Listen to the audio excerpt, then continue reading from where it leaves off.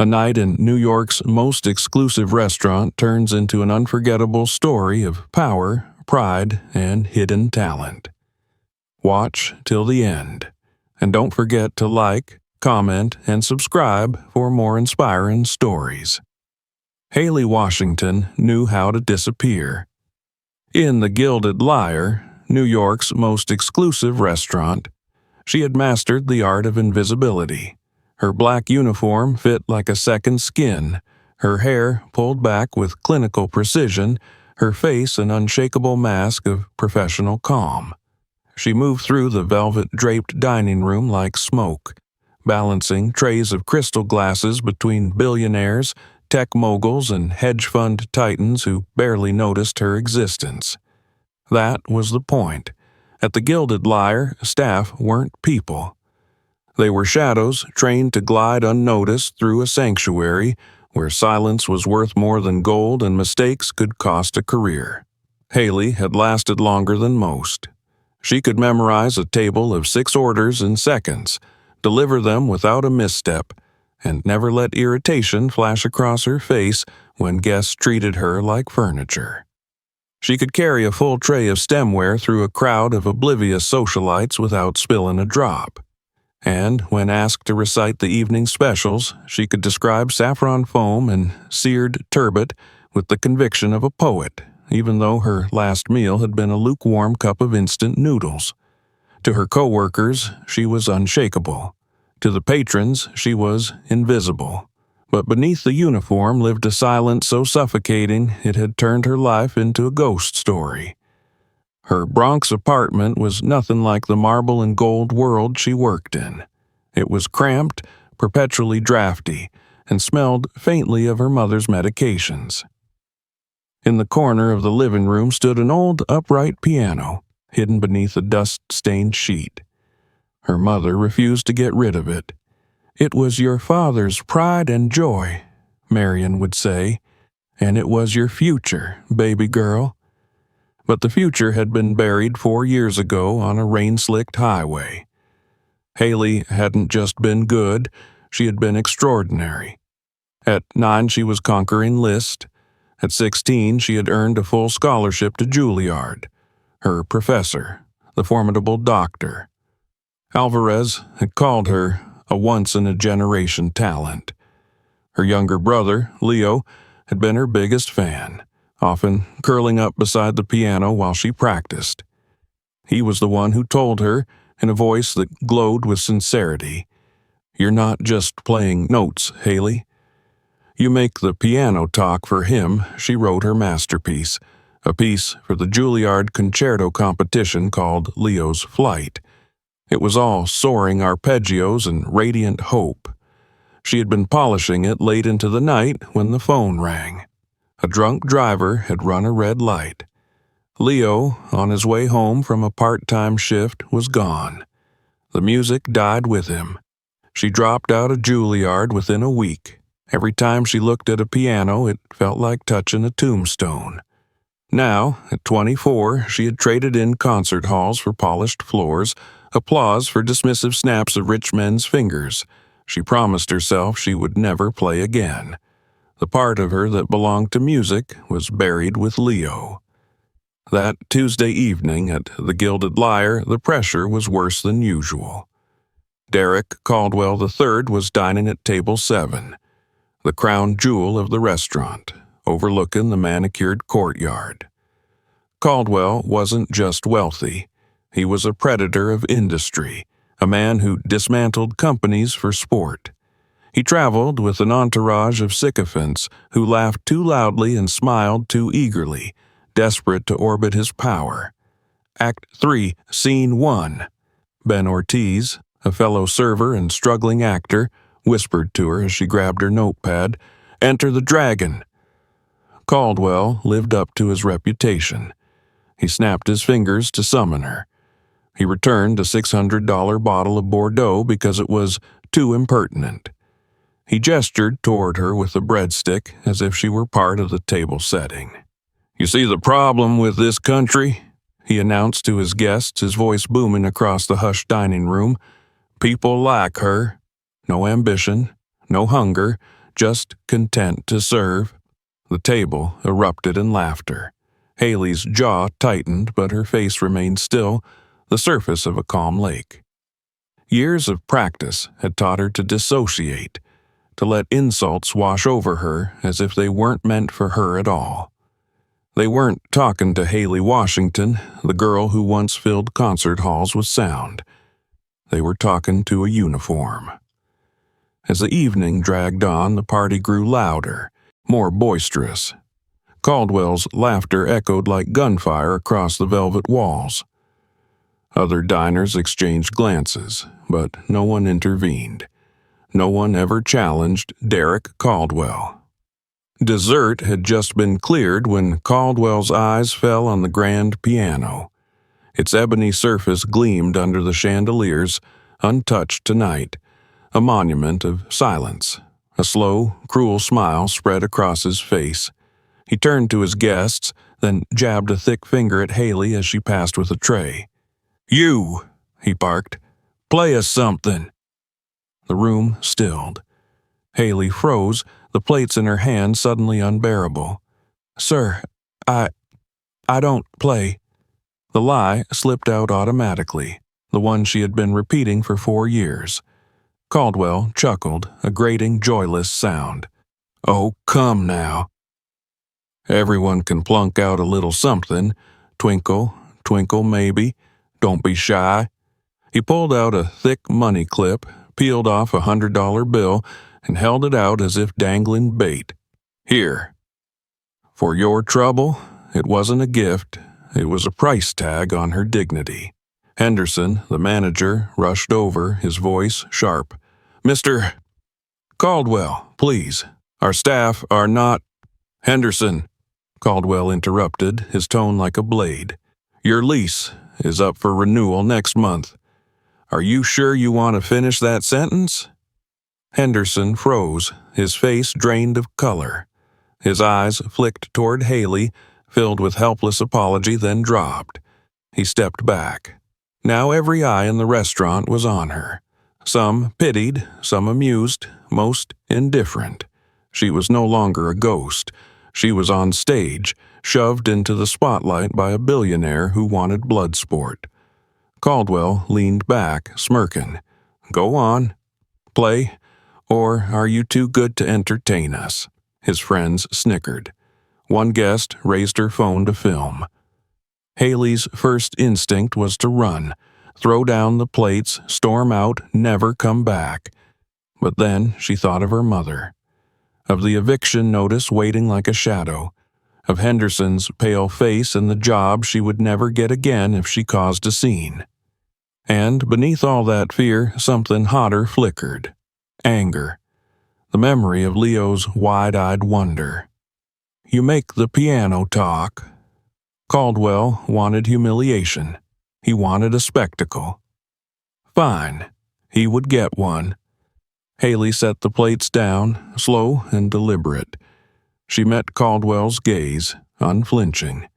Then she turned toward the piano. The walk was only 20 yards, but it felt endless.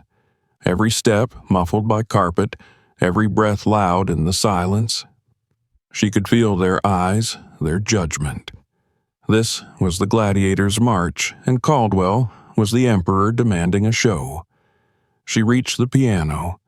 Its polished wood reflected the chandeliers in cruel constellations. She rested her hand on the lid, her touch trembling. For 4 years she had avoided this. For 4 years the keys had been an accusation. Tonight they were the only way out. Haley pulled out the bench and sat. She didn't look at the diners. She didn't look at Caldwell. She looked only at the keys, white and black, stretching like a battlefield before her. She inhaled deeply, the expensive air of the gilded lyre filling her lungs, and as her hands hovered above the piano she thought not of the bills, or of the humiliation, or of Caldwell's smirk. She thought of Leo. And in the silence she prepared to play. The silence in the gilded lyre was suffocating. 200 of New York's elite waited for the waitress to humiliate herself on the grand piano. For Derek Caldwell III, this was the pinnacle of his performance. The moment his victim bent to his will, he leaned back in his chair, smirking, certain of the outcome. Haley Washington sat at the bench, her hands trembling just above the keys. Every instinct in her body screamed to flee, to abandon the restaurant, to disappear back into the anonymity she had worn for years. But she couldn't. Henderson's pale face haunted her. Her mother's bills weighed on her shoulders. Running would cost too much. And then, like a candle lit in a dark room, came Leo's voice in her memory. "You make the piano talk." The memory cut through her fear. Anger began to burn, hot and steady. Derek Caldwell wanted a clown to stumble through chopsticks. He wanted his friends to laugh. He wanted her to fail. If she was going to play, it wouldn't be for him. It would be for Leo. Her first touch was hesitant, a single note, a crystalline F sharp that hung in the air like a fragile thread. The diners leaned forward, prepared to laugh at the awkward plinking. Caldwell's smirk widened, ready for the punchline. But then came the second note, then a third. A melody began to unfurl, quiet but deliberate. It was mournful, heavy with grief, but carried with it a precision and control that no amateur could summon. Haley straightened in her seat, her back tall, her shoulders steady. She was no longer the bent, invisible server. She was a musician reclaiming her instrument. Conversations died. Glasses paused midway to lips. The sound was unmistakable. Not background music, but art demanding attention. Caldwell's laughter stalled, his brow furrowing in confusion. His guests glanced at one another, whispering. This was not what they expected. The melody grew darker, deeper. Haley's left hand rolled thunderous arpeggios across the bass, her right hand carrying a line sharp with anguish.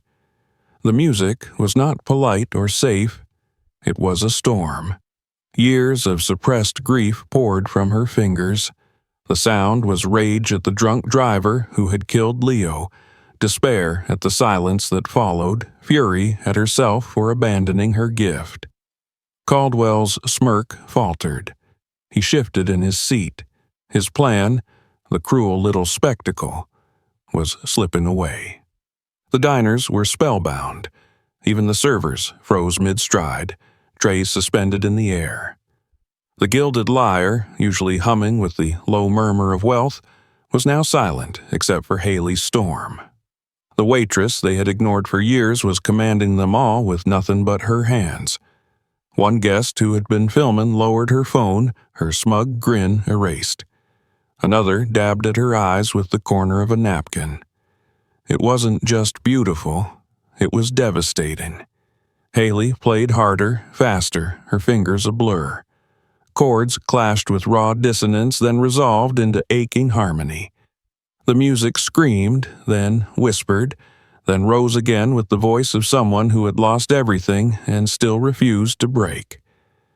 She wasn't playing for Caldwell. She wasn't playing for the audience. She was playing for Leo.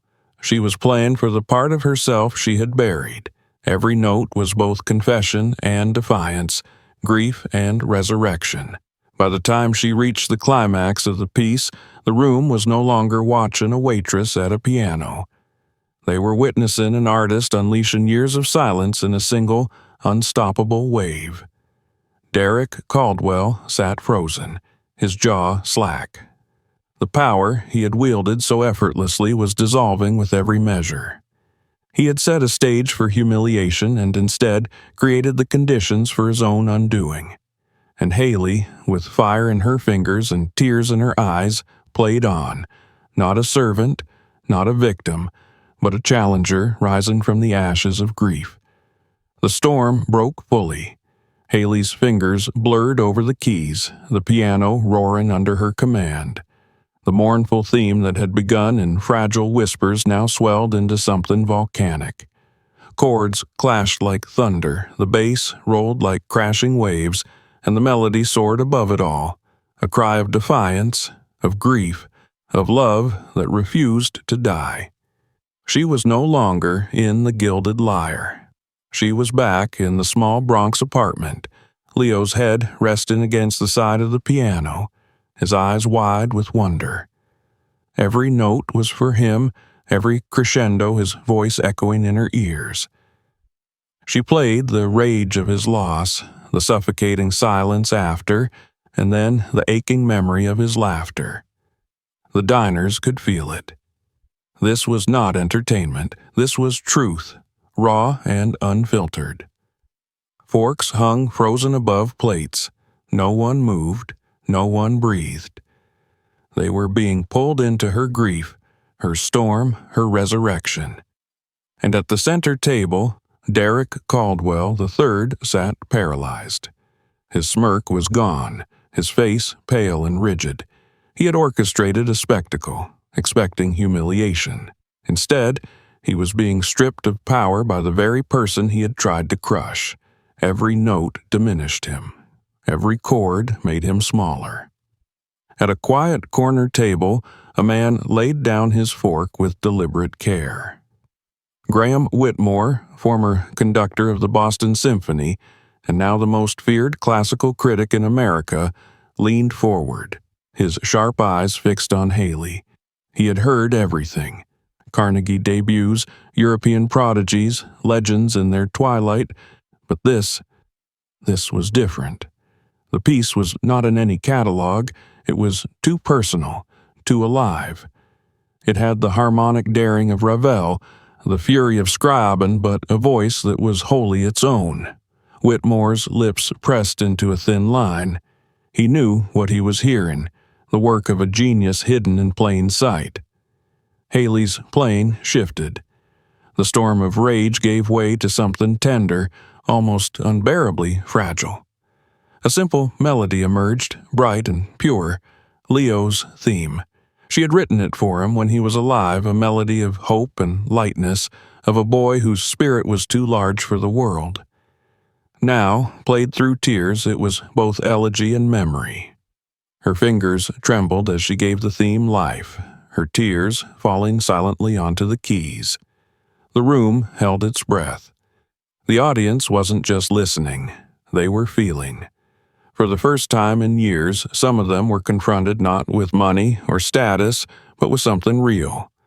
A collective ache bound them together. Haley closed her eyes. She poured everything into the piano, the guilt of surviving, the weight of silence, the broken promise to Leo.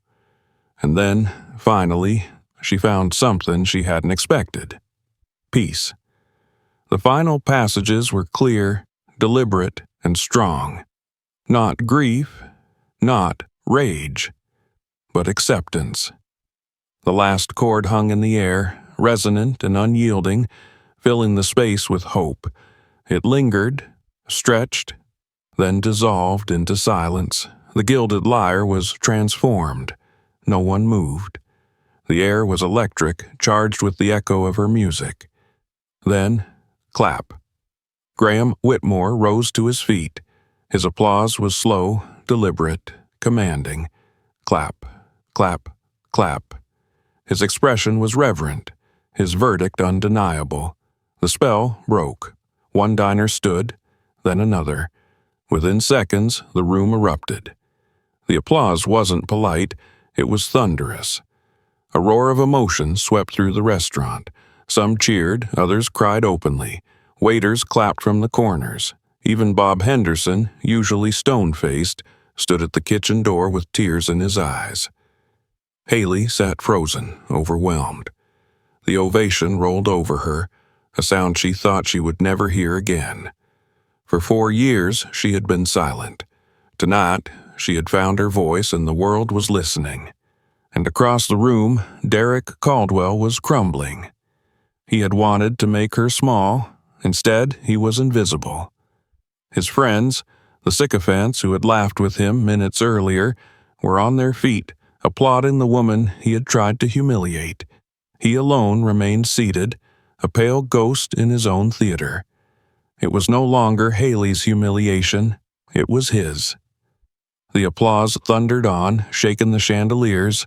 Haley Washington sat at the piano, breathing hard, her hands still trembling from the release.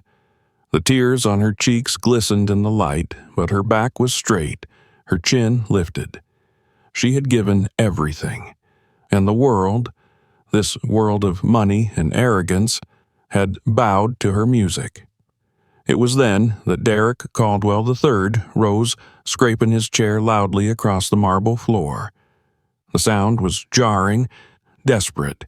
He forced a booming laugh, brittle and hollow, striding toward the piano as though he could reclaim the stage. "Well, well," he declared, clapping Haley hard on the shoulder, the gesture one of false ownership. "Didn't I tell you all? Hidden talent right here. I always knew she had it in her, just needed a little encouragement. A patron's touch." The room froze again, the applause faltering into confusion. Caldwell pulled out his money clip, peeling off thick stacks of $100 bills. He fanned them out with a flourish like a cheap magician. "5,000, my dear," he said loudly, pressing the cash toward her. "A proper bonus for a fantastic performance. Let's call it services rendered." Gasps rippled through the crowd. What had been awe turned to disgust. He wasn't praising her. He was dragging her art down to the level of a transaction, trying to re-establish the hierarchy he relied on, billionaire and servant. Haley looked at the bills, then at Caldwell's smug, desperate face, and she smiled. It was not gratitude. It was not fear. It was the small, sharp smile of someone who had faced grief itself and found that a man like him was nothing in comparison. "No, thank you, Mr. Caldwell," she said, her voice clear as a bell. "I'm not for sale." The words rang across the restaurant stronger than any scream. The money in his hand seemed to burn. Caldwell's face twisted, disbelief collapsing into fury. "Don't be a fool, girl," he hissed, his voice dropping to a venomous growl. "Take the money. It's more than you'll make in a year bussin' tables." Before Haley could respond, Graham Whitmore moved. He stepped smoothly between them, his tall frame an immovable wall, shielding her from Caldwell. His expression had shifted from reverence for Haley to icy contempt for Caldwell. "Mr. Caldwell," Whitmore said, his tone glacial, "you are a man of buildings and balance sheets. You understand price, but tonight you have shown the world you know nothing about value." Caldwell scoffed, though his voice cracked. "And who exactly are you to lecture me? Some washed-up professor?" A dangerous light flashed in Whitmore's eyes. "Among other things, I am Graham Whitmore, chairman of the board for the new National Symphony Hall." The name landed like a hammer. The air was sucked from the room. Even Caldwell, cocooned in arrogance, knew the weight that name carried. The National Symphony Hall was a $500 million cultural crown jewel, and Caldwell Enterprises was the lead bidder for its naming rights. Whitmore's voice grew sharper, every word precise. "Your company has petitioned my board for 6 months, begging to christen it the Caldwell Center for the Performing Arts. Your proposal spoke of commitment to culture. Tonight, I have seen your true commitment firsthand. You treat artists as clowns for your amusement. You humiliate and demean because you believe wealth gives you that right. You are not a patron. You are a barbarian at the gate." Caldwell's mouth opened, but no words came. The diners, silent as a court, hung on Whitmore's every syllable. "As of this moment," Whitmore continued, his voice carrying like a verdict, "consider your proposal and your 9-figure pledge officially and permanently rejected. Tomorrow morning, you will receive formal notification." The room erupted, not in applause, but in shocked murmurs, whispers like flames spreading. Caldwell staggered back, as if struck. His legacy project, the monument meant to launder his reputation, had been destroyed in front of 200 witnesses. He looked around, desperate for an ally. But his entourage, those who had laughed loudest at his jokes, now avoided his eyes, some still applauding Haley. The billionaire who had fed on fear was suddenly stripped bare. His face twisted into a contorted mask of rage and humiliation. He turned sharply, storming toward the exit, his footsteps echoing in the silence. His guests scrambled to follow. Their evening of reflected glory turned into shared disgrace. When the doors slammed behind him, the restaurant exhaled. The tension dissolved, replaced with a new energy: awe, respect, vindication. Whitmore turned back to Haley, his expression softening again.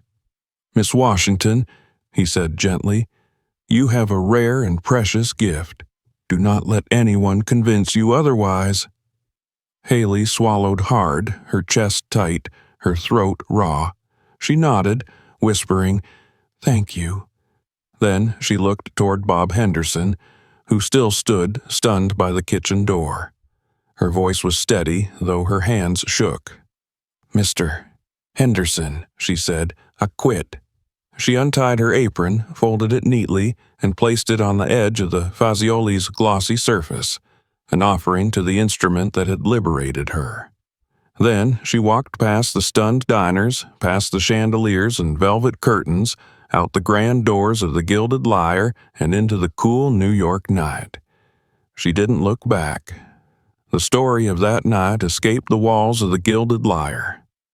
Before Derek Caldwell's black SUV reached the FDR Drive, it spread like wildfire, first in whispers between tables, then in hurried texts and shaky videos uploaded to social media. You won't believe what just happened. Caldwell, a waitress, the piano. By dawn, it had already become a fable retold across Manhattan's circles of power. By 9 o'clock the next morning, the Wall Street Journal confirmed what Graham Whitmore had announced in the restaurant. Caldwell Enterprises' multi-million-dollar bid for the National Symphony Hall naming rights was officially dead. The headline was brutal: "Billionaire's bid rejected after public humiliation at the Gilded Lyre." Caldwell wasn't framed as a patron of the arts anymore, but as a liability, a man so toxic that his name itself was a stain. His PR team scrambled, trying to spin the disaster into a misunderstanding, a joke taken too far. But no spin could erase the truth seen by 200 witnesses. His board convened an emergency meeting. His empire trembled. And then came the final, devastating blow: a phone call from his father, Derek Caldwell Jr., the original builder of their fortune. His voice was low, colder than any headline. "You've turned the Caldwell name into a punchline." Then the line went dead. While the empire crumbled uptown, Haley Washington woke in the Bronx to the sound of her mother humming in the kitchen, a sound she hadn't heard in years. For the first time in a long time, Haley had slept deeply, dreamlessly. She reached for her phone and froze. 37 missed calls, dozens of texts. There was a jubilant message from Ben Ortiz. "Haley, you're a rock goddess. Call me. Everyone's talking about you." There were 2 voicemails from Henderson, his tone uncharacteristically desperate, offering her job back, a promotion, whatever you want.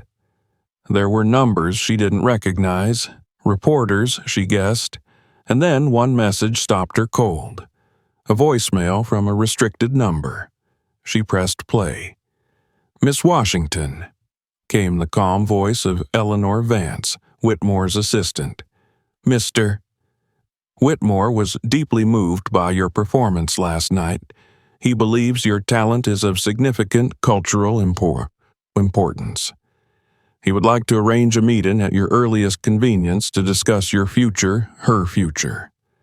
2 words she hadn't allowed herself to believe in for years.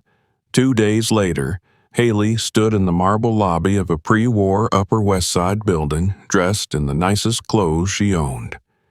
The elevator carried her to the top floor where sunlight poured into Whitmore's office. The room smelled of tea and lemon polish. Framed scores from Copland and Bernstein lined the walls. At the window stood a conductor's baton, worn smooth with use. Whitmore welcomed her not as a waitress or a curiosity, but as an equal. "Your composition," he said, his eyes intent, had the complexity of Ravel and the fury of Scriabin, but more importantly, it was true. "Have you written others?" The words tumbled out of Haley. She told him about Juilliard, about Leo, about Leo's flight. She spoke of her guilt, of the silence, of the unfinished scores hidden in a box under her bed. Her voice cracked, but she did not stop. Whitmore listened without interruption. Then he leaned forward, his voice soft but resolute. "Grief can be a prison. But for an artist, it can also be ink.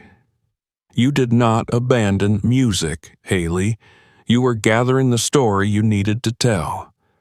Then came the offer. So audacious, it felt like a hallucination. A fellowship from the Devon Foundation, including a stipend to support her and her mother for 2 years, freeing her from financial fear.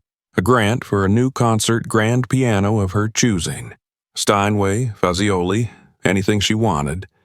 And, finally, a commission. Expand her piece into a full piano concerto to be premiered by the New York Philharmonic at the opening of the new season. The venue? The National Symphony Hall. The irony was breathtaking. The very hall Derek Caldwell had tried to brand with his name would instead open with Haley's music. Whitmore smiled. "There is only one condition. You must promise me that you will never be silent again." That evening, back in the Bronx, Haley stood before the upright piano in the corner of her living room. For years it had been hidden under a sheet, a burial shroud for her music. With one decisive motion she pulled it away. Dust swirled in the fading light. The keys, yellowed with age, waited.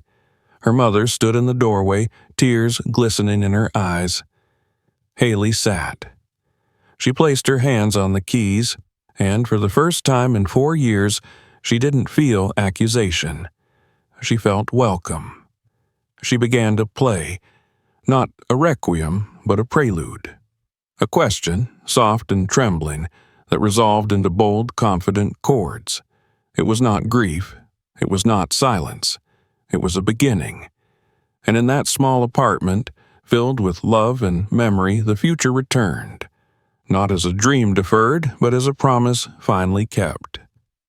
This story reminds us, true value can't be bought. If it touched you, give this video a like, share your thoughts in the comments, and subscribe so you never miss the next story.